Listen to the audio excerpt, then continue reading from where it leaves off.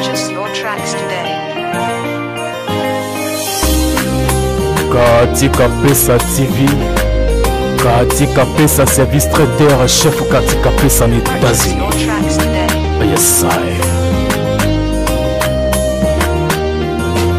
Katika Pesa TV. Mbote na bandeko nyonso oyo bapesa mi mpona kolanda chaîne ya YouTube na biso Katika Pesa TV. Katika Pesa TV lelo ayeli bino nini? Katika Pesa TV lelo ayeli bino biluku na ndenge ya mesana toujours komemela oyo ya ye bakoka pe ko améliorer makusa na bango. Lelo eluku la biso lelo ezali simple, ezali facile pe ezali rapide. Eluku oyo ezali nini? Tozo sala cuisse de poulet na kati ya machine ya air fryer.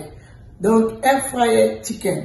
Lelo pona ko banda eluku na biso, boko remarquer que eluku na biso aussi to assaisonnaki yango. Voilà, mais to assaisonner ba eluku na biso ndenge nini? To voya awa esika ba assaisonnement na biso ezali. Toza na lemon pepper, toza na paprika, toza na ail, toza na mwamu wa muke, et puis toza na bouillon. Après, toko sale la paix, soy sauce. Soy sauce oyo ede biso pona assaisonner biloko na biso, poulet na biso ebima vraiment na goût oyo ndenge vraiment tozo lingela ezala. Voilà. Tout d'abord, avant ko tia poulet boye ko tia moi assaisonnement, toza basi biso nyonso na bana biso nde to mesala ko la saba jeune fille na biso, o sokoli na le poulet na yo bien. On nettoie yango kitoko et puis on tient yango ba ndelu nde to tchaka o kati yango ba pembeni boye pour permettre ba assaisonnement la biso pénétrer vraiment bien na kati ezala na goût na mukuwa. Et puis bobo se rappelle ko tia citron na kati ya viande na yo to poulet na yo te. Donc au moins bouchon moko to mibale ezo dépendre de la quantité. Oti moi quantité muke ya citron pour na kolongola moi bazei wana et ça la bien autant que ça poulet na yo et ko ka kobima na goût oyo ndenge ozo lingela.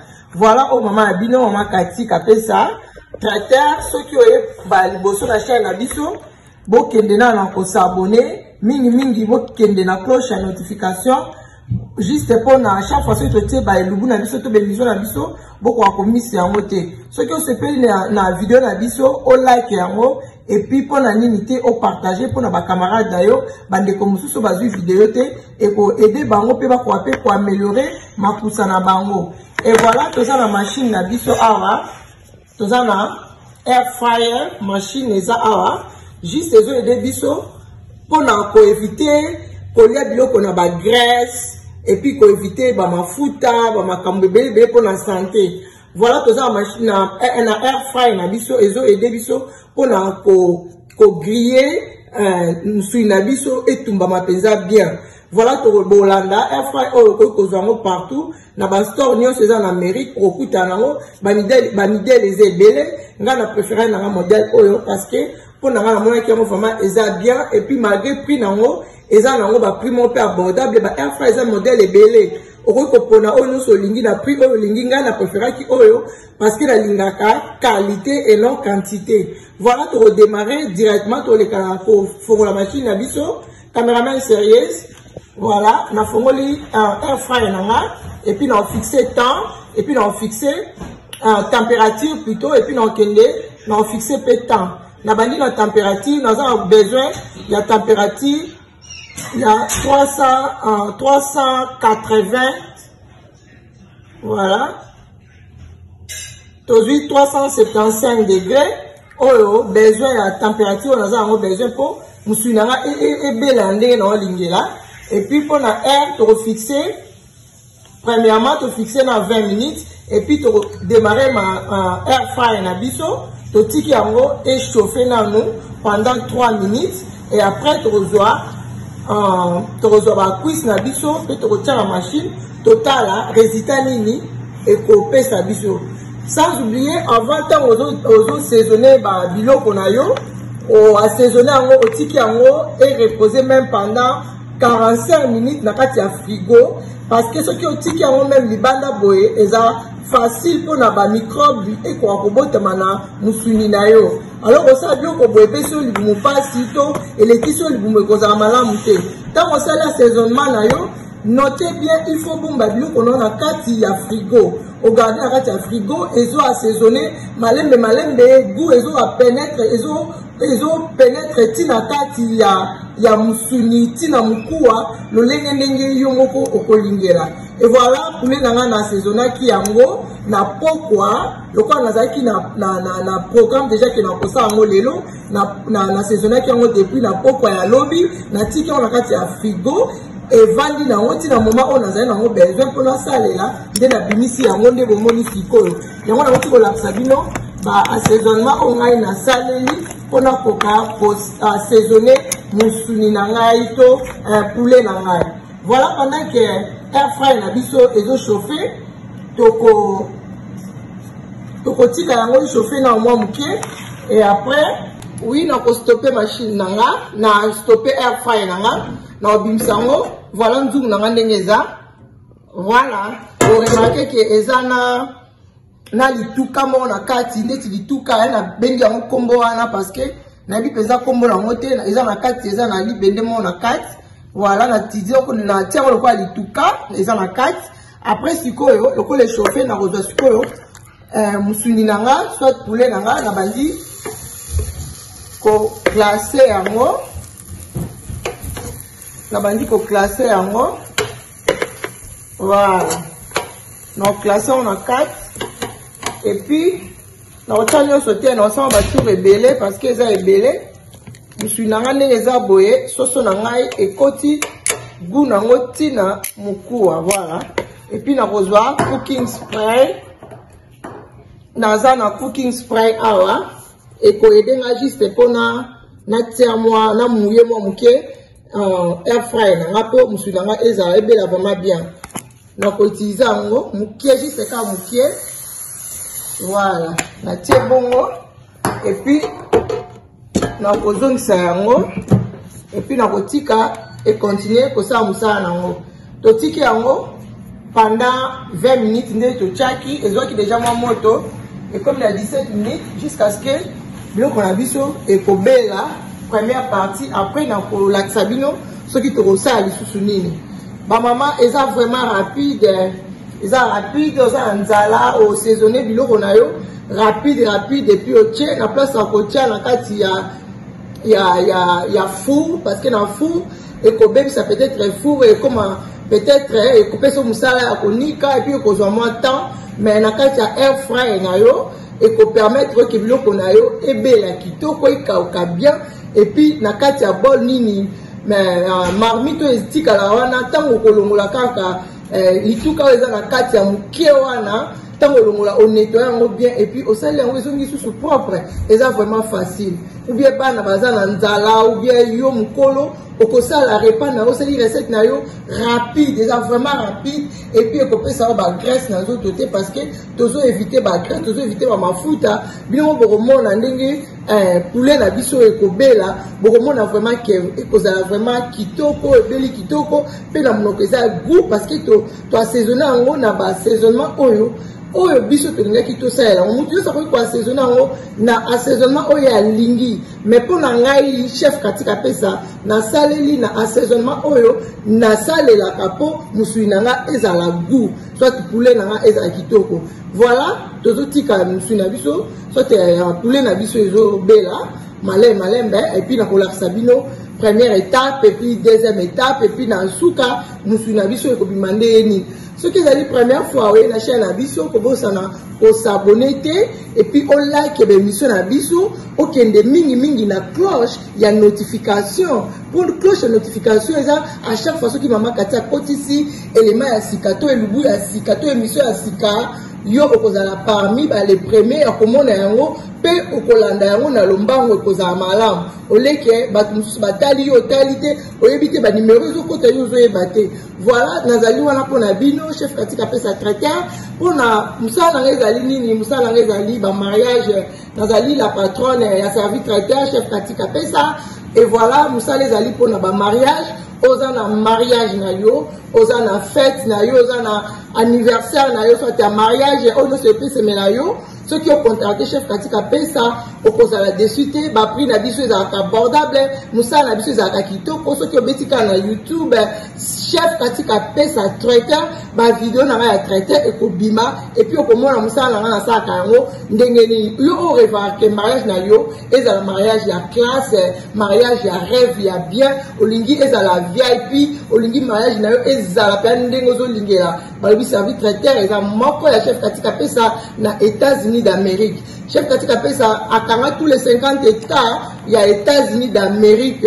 Voilà, aux la fête, au lingi fête na yo et kende sango bato ba se pelake fête wana ezala qui vraiment fête kitoko. Alors balobi contacter chef katika pesa traiteur na ba numéro la biso ele kakawana na écran et puis au cause numéro la biso ko contacter biso ezalo pesa mi côté nini na 50 hectares ya États-Unis chef katika pesa akoya na équipe na e pe ba conseil lo musala yo la lipongia ba bébé musala na l'équipe kitoko tango koya na fête lobi wow. Voilà ba de ko balandi na moni moni biloko na biso comme na suka voilà tobimisa yango totala première étape wow. Alors tokobalola yango po totala tobalola voilà tobalola na se tolongoli totie bo tobaloli na se sikoyo partir mobeso eleki likolo po ebeli eleka na se. J'espère que vous avez dit que vous avez kitoko. Donc air fryer oyo eza vraiment ekopeso pasite pe mate. Oko bouillir pété o bouillir nini na musuni na yo elemba te. Tango tie na yo boye ta musuni na yo eza ekozala bien et puis elendi kitoko ndenge ezobela boye. Voilà, tout ce qu'on parti oyo et bela kité tomati sango likolo po et permettre biso parti wana ya se ekokape kobela tokozom sango lisusu na air fryer na biso pendant 20 minutes. Voilà, tokozom sango lisusu pendant 20 minutes et na kasi to tokoma 20 minutes biloko na biso ekozala vraiment prêt pour na kolia et puis biloko komona pourquoi est-ce que to utiliser machine oyo ezali juste pour na ko éviter ba graisse pour biloko na biso ezala vraiment pas trop d'huile parce que ceux qui tozo sala ba huile ebele santé na biso pe ezokena kobeba eza malamu te. Air fryer oyo eza vraiment bien, eza facile à utiliser. Eza wana okosomba ngo partout esika nyonso olingi kosomba na yebisi bino ba oyo ba koti mbala ya liboso ba bosana te mingi kosabone parce que ceux qui vont s'abonner à la chaîne Abisso, vous avez la cloche à notification parce que la cloche à notification est dans Abisso pour ceux qui ont émission, bino abonner à Abisso ba émission. Et puis ceux qui cloche à notification est notifié par le que maman Cathy, soit chef Cathy a outil qu'on lancer émission naé, ce qu'on attend, cliquez kawana autant ba moko vidéo kozala bien wana eza ba contribution na bino et pas na biso et kozala vraiment bien vraiment nyonso tozo sala pona kolakisa ba oya biso ba ebande nini bakoki ko améliorer pe makusa na bango olo banda koloba kena banda koluka na tia biloko na fu wana ezokende vraiment ezomema wana musika tamulai kende ka nzela mukuse soki makoki ezali okay bana poto bana États-Unis bana mokili mobimba à travers le monde et si kaka boki na alimentation ba air fryer oyo ezango ezozala ça dépend ya mutu na mutu makoki ya mutu na mutu. Donc voilà le temps ezobela kande na profiter koloba nde na sola na bino boye et ça fait bien ole que tozaka wana tozozela en tout cas il faut ça la bien. Voilà bande ko bandi to comme na suka to bimsa Yo la biso, poulet la biso. Waouh! Autant de poulet la biso belle kitoko. Rien à dire. Voilà. Donc ça y est. On va la servir. Comment est-ce que poulet la biso est belle kitoko. Donc plaçons la salle s'il vous plaît.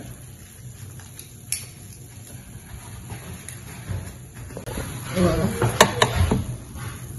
On va couler la biseau. Voilà. Ready.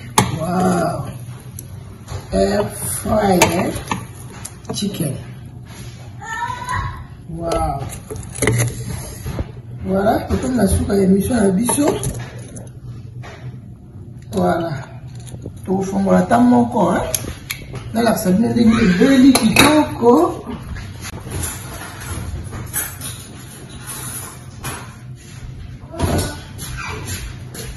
Air fryer chicken. Voilà. Tout fond là. Moko tota ndenge ebeli na kati. Voilà. Bomoni cuisse na biso ndenge ebeli kitoko. Voilà. Wow. Air fryer chicken. Voilà. Ebeli kitoko. Voilà. Bon partager. Non, bouton. Merci mingi babone nyonso ya katika pesa télévision. Pona ba ono so bakute na video o ba liboso. Bo aimer vidéo na biso. Bo kende na posta et pas ba s'abonaka o s'abonner. O cliquer na abonner et puis OK na notification na cloche de notification pona ozanga ba vidéo te. Na lingi bino nyonso mingi tokutani mbala sima na video mosusu o ekoya. Merci, ciao, bye. Purchase your tracks today. Katika Pesa TV, Katika Pesa service traiteur, chef Katika Pesa en États-Unis. Your tracks today. Yes, I. Katika Pesa TV. Katika Pesa TV. Katika Pesa TV. Your tracks today. Katika Pesa TV. Abonnez-vous pour ma cause à l'actualité. Théâtre, colorataire, musique, n'a parlons pas. Oyo Kinzala, Kobanga Bangate, na États-Unis Mobimba, et si ba valida. Oyo Kinzala, Kobanga Bangate, États-Unis Mobimba, et si ba valida. Pour la mariage na yo, ndeko Kobanga Bangate oh. Service traiteur Katika Pesa eko pesa masolo. Motema leo some ba pesa asolo la tabie. Soko kutani na ye kozala desite. Katika Pesa na pesa yo nini ye. Katika Pesa motema malamu. Katika Pesa Madame Katika Pesa mère boss. Juliette te valide, yes sir. Katika Pesa TV. Katika Pesa TV. Katika Pesa TV. Your tracks today. Katika Pesa TV. Petite sœur propre, petite sœur chérie. Y'a Madame Eliane Nito, la patronne. Y'a le service traiteur, la Providence à Paris. Restaurant, service traiteur, chef Katika Pesa. États-Unis Mobimba Valida, Yunani Oboya. Madame Katika Pesa, motema malamu ruta ya nzambe ya yoga. Juliette valida, Fumukoi. Katika Pesa TV. Katika Pesa TV. Katika Pesa TV. Your tracks today. Katika Pesa TV.